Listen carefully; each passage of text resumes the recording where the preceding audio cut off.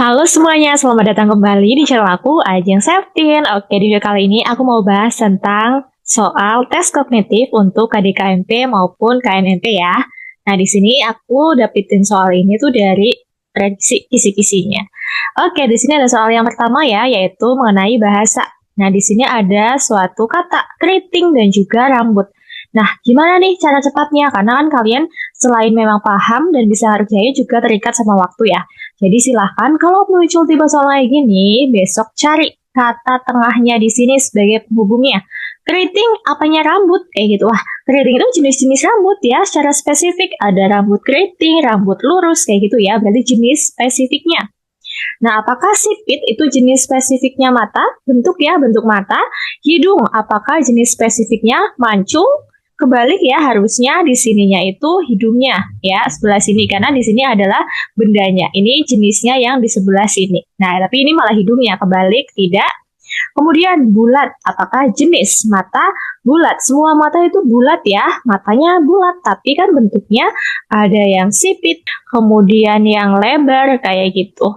Kemudian lurus jenisnya bergelombang, tidak ya. Kemudian ikal jenisnya lurus juga tidak. Nah, jadi yang paling tepat adalah yang sipit, jenis-jenis mata gitu. Oke, yang nomor 2. Soal bahasa selanjutnya di sini ada suatu premis ya, yaitu kalau besok kalian nemu soal seperti ini, di sini ada semuanya, di sini ada sebagiannya, pasti jawabannya bukan semua. Jadi kalau ada kata semua, dibalas premis keduanya sebagian beberapa ada, itu nanti jawabannya ikut yang sedikit. Jadi kita coret ya yang ada semuanya. Dan jawabannya tidak mungkin tidak. Nah ini juga tidak. Berarti semua anggota koperasi wajib membayar simpanan pokok. Nah anggota koperasi itu wajib simpanan pokok ya. Sebagian nelayan adalah anggota koperasi. Wah berarti di sini nelayan. Sebagian ya, sebagian nelayan berarti itu apa? Wajib membayar simpanan pokok. Sebagian nelayan wajib membayar simpanan pokok yang B. Seperti itu. Lanjut soal bahasa selanjutnya. Nah, di sini disebutkan premis pertama, jika anggota aktif, maka SHU meningkat. Anggota tidak aktif, maka kesimpulannya, menurut kalian apa? Coba di sini, jika anggota aktif itu kita misalkan sebagai premis P, maka SHU meningkat. Kita misalkan jadi premis Q. Anggota tidak aktif. Di sini ada kata tidak, berarti ada kata negasi atau ingkaran. Aktif ikut yang P, apa ikut yang Q? Ini ya, wah aktif itu ikut yang P, berarti ingkaran P. Kayak gitu ya. Sebagaimana kita mengingat ada dua premis, yaitu tolens dan juga ponens. Kalau ini karena ada ingkarannya, berarti dia masuk tolens. Tolens itu sifatnya ada dua, jika P maka Q. Di sininya ingkaran Q. Nah, coret yang sama. Coret berarti tinggal negasi P. Nah, satu lagi tolens punya jika P maka Q. Di sininya ada ingkaran P. Berarti jawabannya adalah bukan ingkaran Q. Tidak dapat disimpulkan. Karena modus tolens tidak bisa kalau ini premisnya sama dengan yang pertama. Kayak gitu. Yang bisa dengan premis yang pertama adalah ponens, yaitu jika P maka Q. Di sininya P. Tidak ada ingkarannya, itu baru bisa disimpulkan jawabannya Q. Tapi ponens itu juga nggak bisa kalau dia itu Q. Jika P maka Q. Di sininya Q. Tanpa adanya ingkaran, dia tidak bisa. Ya, tidak bisa disimpulkan. Jadi, bentuk soal yang tadi ketiga itu sama dengan yang mana? Yang ini ya. Nah, berarti dia itu apa? Tidak dapat disimpulkan. Seperti itu. Oke, yang selanjutnya kita ke soal hitungan ya. Di sini ada bilangan yang menyatakan 33,1/3% dari 18. Dan juga B. Itu bilangan yang menyatakan 1/3 dari 19. Maka hubungan antara A dan B itu apa? Oke, kita kerjakan A dulu ya. A ini sebenarnya bentuknya tuh seperti apa sih? Yaitu 33,1/3. Persen itu kalau di bahasa matematika apa? Per 100. Dari berarti dikali ya. Dikali 18. Ini berapa? Oke, kita pecahkan ini dulu ya. 33/1/3. Maaf, ini kok 2. 33 1/3 itu kalau dijadiin pecahan biasa jadinya 33 dikali 33 ya, 99 tambah 1, 100. 100 kita tulis ulang, pernya 100 dikali 18. 100 diper 100, 1 ya. 1 dikali 18 ya 18 gitu. Oke, itu A-nya. A-nya 18. Kita hitung B-nya di sini. B-nya berarti 1/3 dari 19. Berapa? Ya, 19/3. 19 dibagi 3 itu berapa? 6 ya. 6 sisanya 18, 1/3. Seperti itu. Nah, ini 18. Di sininya 6. Hubungan A sama B gimana? Apakah A sama dengan B? Tidak ya. Lebih besar yang A ya. A 3 kali B. Nah, tidak juga. A kurang dari B? Tidak. Kemudian A lebih dari B bisa jadi, tapi kita coba lihat yang A 1/3 dari B. Kalau A 1/3 dari B, ini 6 ya, nggak ada 1/3-nya, like gitu. Sementara ini ada 1/3-nya, 19/3. Jadi ini juga salah. Jawaban yang paling tepat adalah yang D, seperti itu. Hanya 18 ya lebih dari 6 1/3. Yang benar. Oke, selanjutnya. Oke, di sini ada soal cerita ya. Mari kita kerjakan.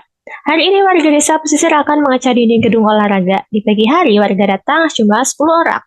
Akan mengecat dinding dalam terlebih dahulu, seluas 80 meter persegi. Pengecatan dinding selesai dalam waktu 4 jam. Berarti ini untuk yang sesi pertama tuh, ini ya orangnya. Berarti pekerjanya itu, pekerja pertama ada 10. Kemudian luasnya ada 80 dan waktunya yaitu T1 ya, 4 jam. Setelah istirahat 5 orang ada acara sehingga tidak bisa melanjutkan proses pengecatan. Oh, berarti izin. Sisanya berarti ada berapa orang ini? Ada 5 orang ya? Iya, 5 pekerja. P2-nya adalah 5. Karena isinya 5, 10 minimal ya 5 gitu. Masih tersisa dinding luar yang belum dicat adalah 60 meter persegi. Ini beda dinding ya, berarti ini adalah luas kedua. Kemudian, berapa waktu yang diperlukan warga agar selesai? Nah, berarti ini berapa sih waktu yang diperlukan untuk mengecat 60 kayak gitu ya. Oke, kalian kalau misalnya ketemu soal dengan tipe kayak gini, silahkan diingat bahwasanya luas ini adalah beban dari siapa? Beban dari orang dan juga waktunya, kan gitu ya. Nah, berarti rumusnya adalah pekerja dikali dengan waktu itu memiliki beban, yaitu luasnya. Kita bandingkan ya, karena ada dua hal. Di sini pekerja yang kedua dikali dengan waktu kedua juga, dibagi dengan L2-nya juga yang jadi beban. Oke, di sini P pertamanya berapa? 10 orang ya. 10 orang dikali T yang pertama adalah 4 jam. Kemudian luas permukaan yang pertama adalah 80. Sama dengan P2-nya, sisa ya, sisa 5 orang, dikalikan dengan waktunya yang ditanya, pernya 60. Oke, di sini 10 kali 4 itu 40.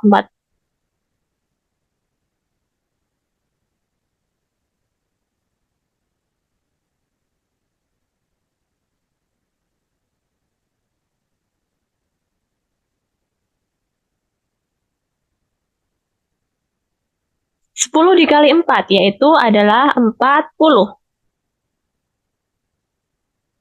40/80 sama dengan 5T diper 60.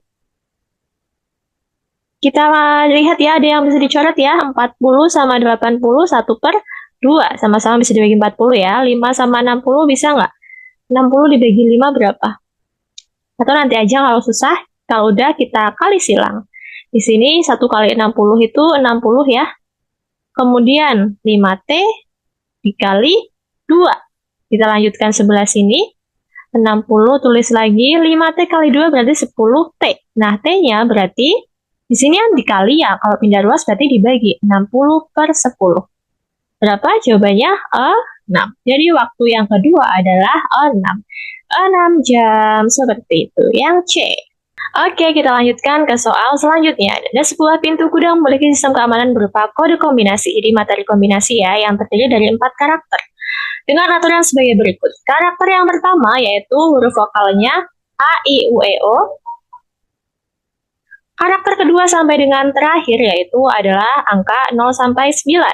Nah, ditanya berapa banyak kode berbeda yang mungkin dapat dibuat untuk membuka pintu gudang tersebut. Berarti dicari banyaknya data ya, yang mana ini dari kombinasi huruf vokal dan juga huruf angka, maaf. Jadi katanya ada 4 karakter, berarti kita buat rumah 4 dulu. 1, 2, 3, 4.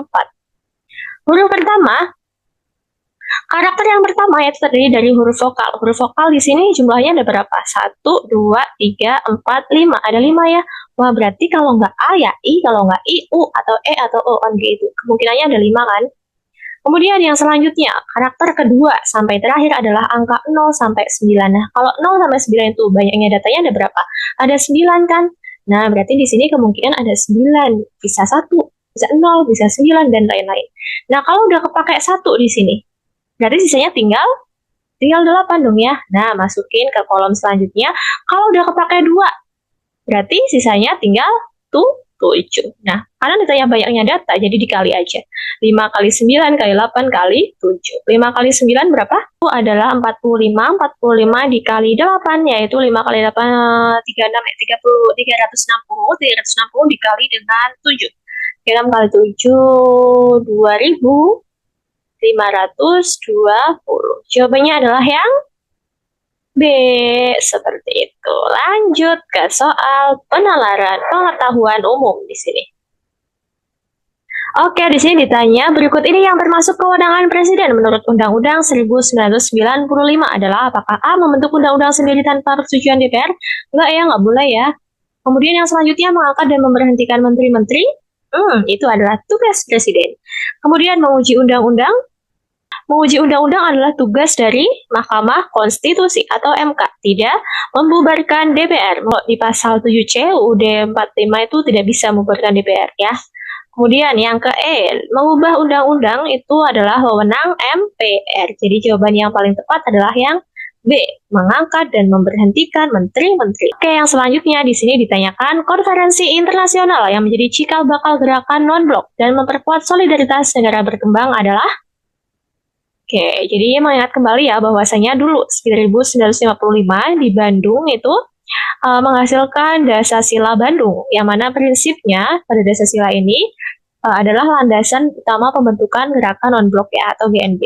Jadi jawaban yang paling tepat adalah yang, nah pada tahun itu dilaksanakan apa? Dilaksanakan sebuah konferensi namanya Konferensi Asia Afrika. Nah, ini pengetahuan umum baru ya buat kalian. Buat yang belum tahu sih, kalau yang udah tahu ya, berarti langsung coret ke AA kayak gitu. Oke, selanjutnya ada pola gambar di sini. Silahkan bisa berkonsentrasi cari setelah pola yang keempat ini. Nah, kita cara mencarinya satu-satu dulu. Ini dari sini, oh tadinya hitam jadi putih. Jadi hitam jadi putih, berarti selanjutnya adalah yang hitam. Kita coret yang putih. Nah, ini udah jelas salah. Kemudian yang selanjutnya, wah ini tambah banyak ya, berarti di sini 5. Oke, benar. Kemudian segitiganya. Segitiga hitam, putih, hitam, jadi cari yang putih. Yang hitam dicoret. Gitu ya. Kemudian ada apa lagi?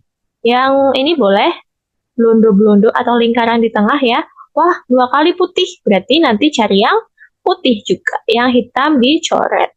Nah, berarti jawabannya adalah yang E, seperti itu. Jadi cari yang polanya itu sesuai dengan yang sudah disebutkan. Oke, yang selanjutnya yaitu kita ke bentuk. Nah, ini membutuhkan konsentrasi yang tinggi ya. Jadi dilihat, nanti kalian membayangkan ini bentuknya gimana. Apakah yang A dengan bulatan 1 atasnya 6? Nah, kalian bisa melihat kalau ini posisinya ada di sela-selanya ya. Ini kan enggak salah kayak gitu. Kemudian untuk yang B kalau di atas sampingnya apakah 4? Iya ya, 4 ya. Nanti kan ini ketemu sama ini. Nah, kemudian sampingnya ada, iya, silahkan dibayangkan. Ya, ini benar. Kita cek yang C. C-nya 1, sampingnya ada 6. Kalau 6 sampingan sama yang ini, nanti bentuknya nggak kayak gini ya, tapi kayak gini.